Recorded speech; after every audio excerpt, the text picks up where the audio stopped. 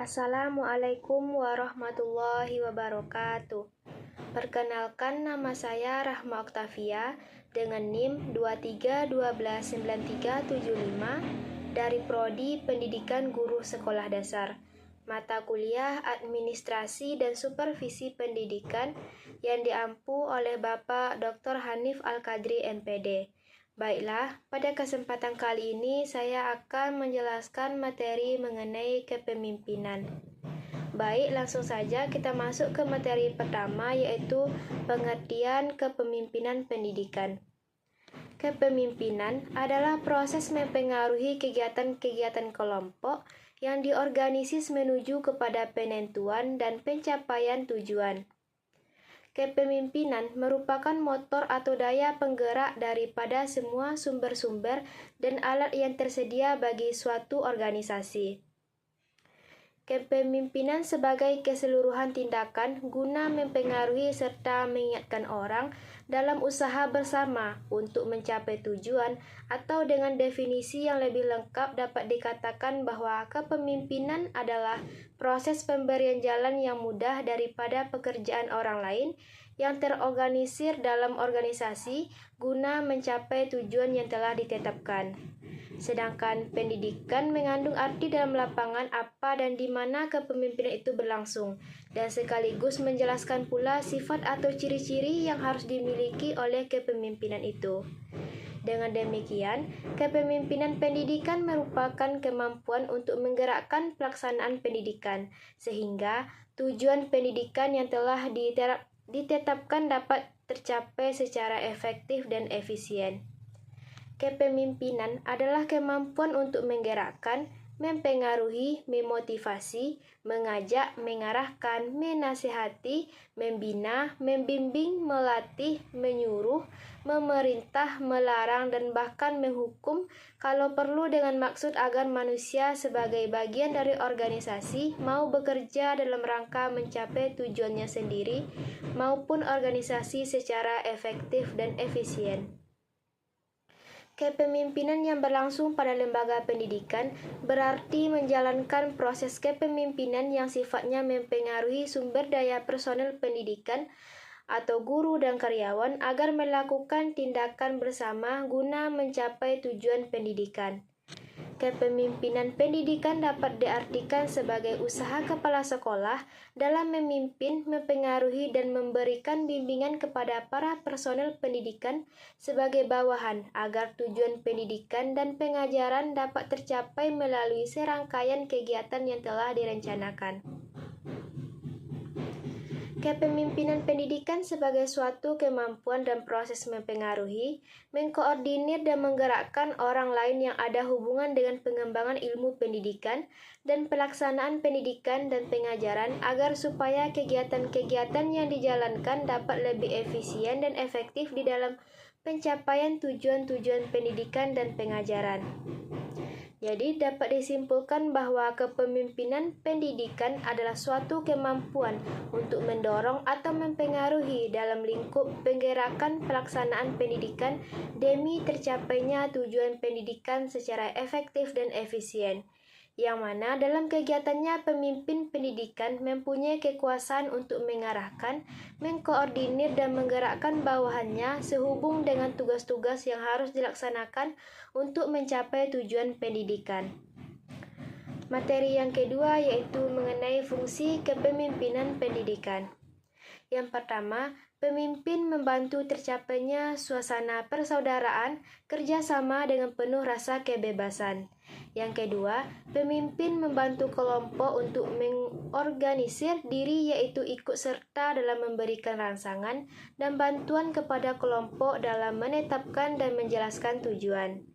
Yang ketiga, pemimpin membantu kelompok dalam menetapkan prosedur kerja, yaitu membantu kelompok dalam menganalisis situasi untuk kemudian menetapkan prosedur mana yang paling praktis dan efektif.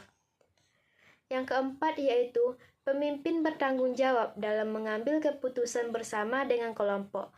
Pemimpin memberi kesempatan kepada kelompok untuk belajar dari pengalaman. Pemimpin mempunyai tanggung jawab untuk melatih kelompok menyadari proses dan isi pekerjaan yang dilakukan dan berani menilai hasilnya secara jujur dan objektif. Yang kelima yaitu pemimpin bertanggung jawab dalam mengembangkan dan mempertahankan eksistensi organisasi. Anwar mengatakan bahwa untuk memungkinkan tercapainya tujuan kepemimpinan pendidikan di sekolah, pada pokoknya kepemimpinan pendidikan memiliki 3 fungsi. Yang pertama, membantu kelompok merumuskan tujuan pendidikan yang akan dicapai yang akan menjadi pedoman untuk menentukan kegiatan-kegiatan yang akan dilakukan. Yang kedua, fungsi dalam menggerakkan guru-guru, karyawan, siswa, dan anggota masyarakat untuk menyukseskan program pendidikan di sekolah. Yang ketiga yaitu menciptakan sekolah sebagai suatu lingkungan kerja yang harmonis, sehat, dinamis, dan nyaman, sehingga segenap anggota dapat bekerja dengan penuh produktivitas akan memperoleh kepuasan kerja tinggi. Artinya, pemimpin harus menciptakan iklim organisasi yang mampu mendorong produktivitas pendidikan yang tinggi dan kepuasan kerja yang maksimal. Materi yang ketiga yaitu mengenai gaya kepemimpinan kepala sekolah. Gaya kepemimpinan adalah cara yang dipergunakan oleh pemimpin dalam mempengaruhi para pengikutnya. Selanjutnya, dalam pengertian sederhana, menurut Mulyasah, gaya kepemimpinan adalah suatu norma perilaku yang digunakan seseorang pada saat orang tersebut mencoba mempengaruhi perilaku orang lain seperti yang ia lihat. Gaya kepemimpinan merupakan suatu pola perilaku seseorang pemimpin yang khas pada saat mempengaruhi yang dipimpinnya. Apa yang dipilih oleh pemimpin untuk dikerjakan, cara pemimpin untuk bertindak dalam mempengaruhi anggota kelompok membentuk gaya kepemimpinannya. Yang pertama yaitu ada gaya kepemimpinan otoriter.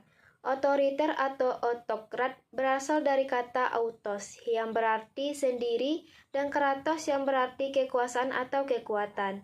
Maka secara etimologi otoriter atau autokrat berarti penguasa absolut. Gaya kepemimpinan seperti ini identik dengan seorang diktator bahwa memimpin adalah menggerakkan dan memaksa kelompok.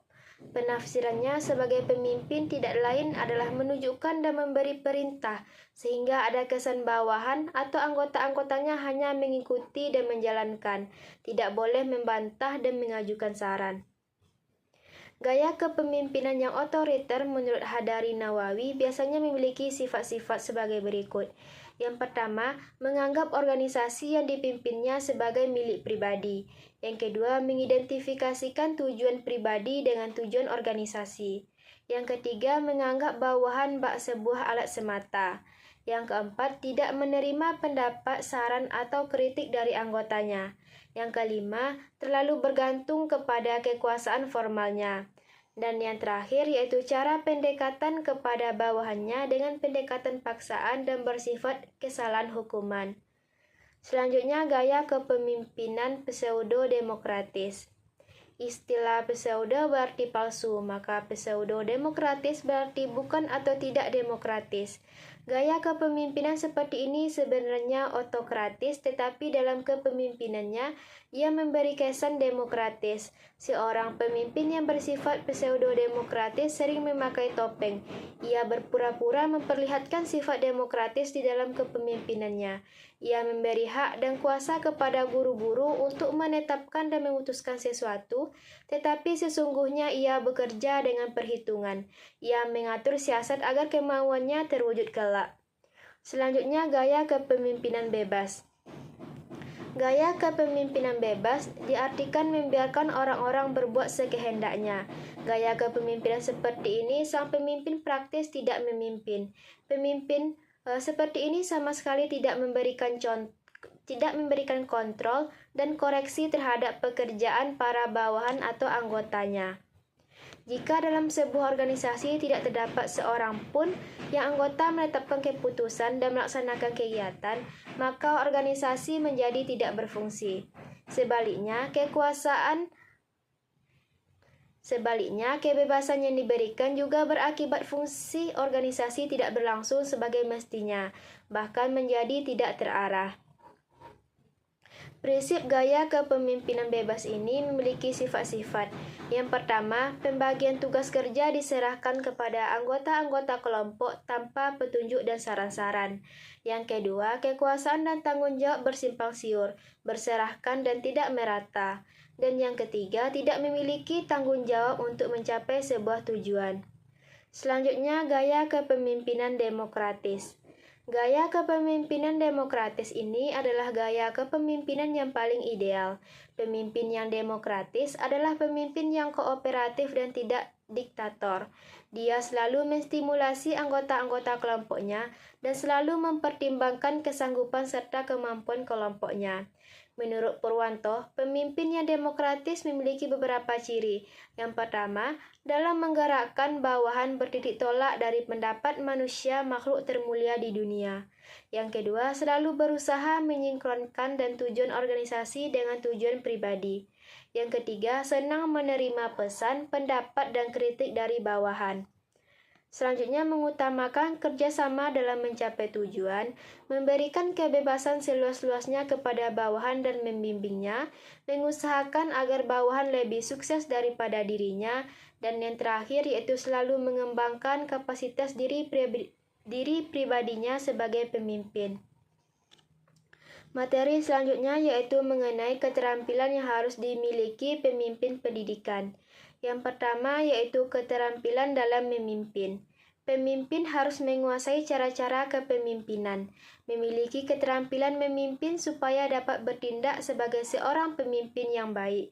Untuk hal itu, antara lain ia harus menguasai bagaimana caranya menyusun rencana bersama, mengajak anggota berpartisipasi, memberi bantuan kepada anggota kelompok, memupuk kelompok, bersama-sama membuat keputusan, menghindarkan dan mengembangkan, membagi, menyerahkan tanggung jawab dan sebagainya. Untuk memperoleh keterampilan di atas, perlu pengalaman, karena itu pemimpin harus benar-benar banyak bergaul, bekerja sama dan berkomunikasi dengan orang yang dipimpinnya. Yang penting jangan hanya tahu tetapi harus dapat melaksanakan. Keterampilan berikutnya yaitu keterampilan dalam hubungan insani. Hubungan insani adalah hubungan antar manusia. Ada dua macam hubungan yang biasa kita hadapi dalam kehidupan sehari-hari. Yang pertama, hubungan fungsional atau hubungan formal, yaitu hubungan karena tugas resmi atau pekerjaan resmi. Yang kedua, hubungan pribadi atau hubungan informal atau hubungan personal, ialah hubungan yang tidak didasarkan atau tugas resmi atau pekerjaan, tetapi lebih bersifat kekeluargaan. Selanjutnya, keterampilan dalam proses kelompok.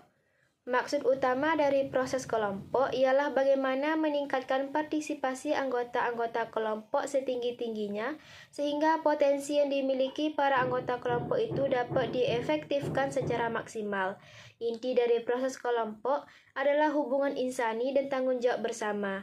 Pemimpin harus jadi penengah, pendamai, moderator, dan bukan menjadi hakim. Selanjutnya, keterampilan dalam administrasi personil.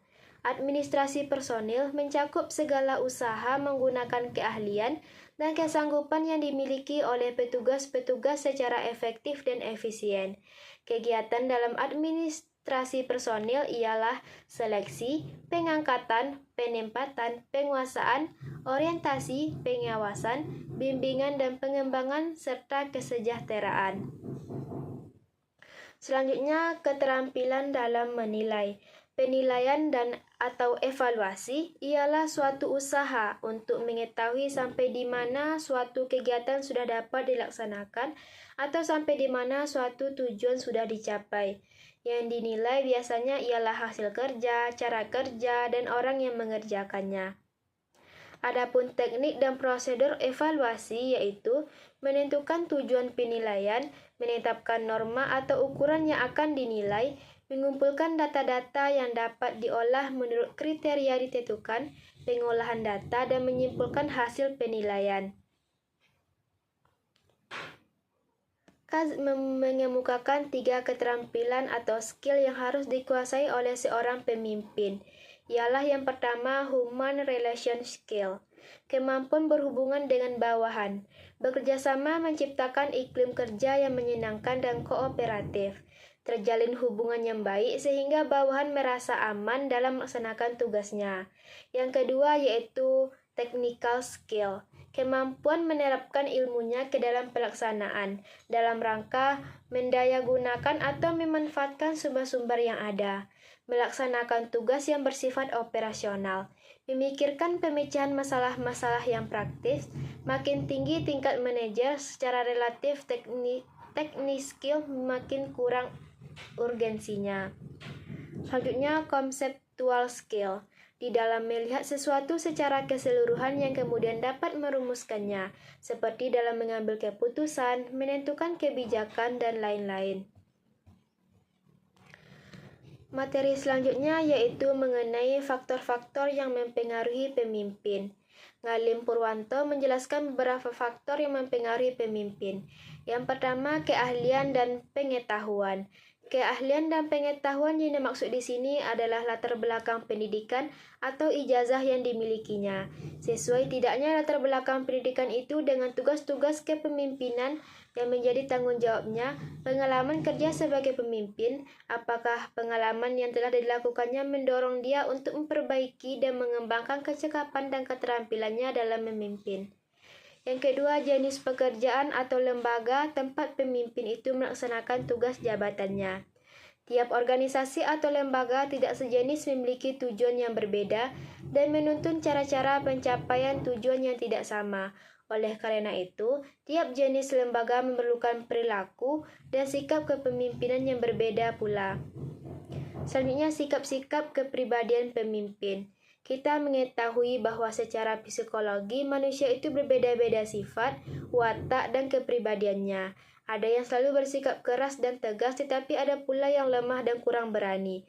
Dengan adanya perbedaan-perbedaan watak dan kepribadian yang dimiliki oleh masing-masing pemimpin, meskipun beberapa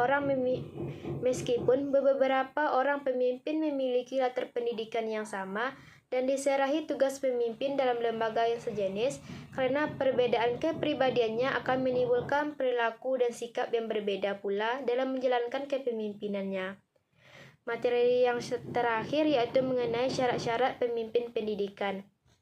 Dalam memangku jabatan pemimpin pendidikan yang dapat melaksanakan tugas-tugasnya dan memainkan perannya sebagai pemimpin yang baik dan sukses, maka dituntut beberapa persyaratan jasmani, rohani, dan moralitas yang baik. Bahkan persyaratan sosial ekonomis yang layak, akan tetapi pada bagian ini yang akan dikemukakan hanyalah persyaratan-persyaratan kepribadian dari seorang pemimpin yang baik. Persyaratannya yaitu rendah hati dan sederhana, bersifat suka menolong, sabar dan memiliki kestabilan emosi, percaya kepada diri sendiri, jujur, adil dan dapat dipercaya, keahlian dalam jabatannya. Mungkin hanya sekian yang dapat saya sampaikan. Bila ada salah, saya mohon maaf. Saya akhiri. Wabillahi taufiq wal hidayah. Wassalamualaikum warahmatullahi wabarakatuh.